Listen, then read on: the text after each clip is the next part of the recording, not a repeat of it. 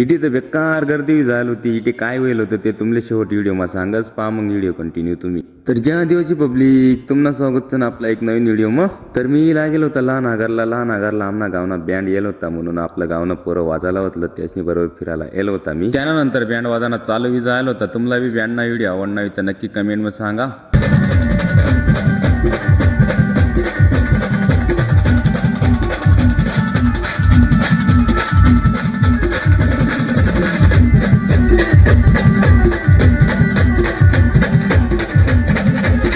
तेवढाच मग मी राकेश भाऊकडे लागेल होता. राकेश भाऊ कसं काय गाणं म्हणत नक्की कमेंट मध्ये सांगा भाऊ. पहा मग राकेश भाऊ ना गाणं.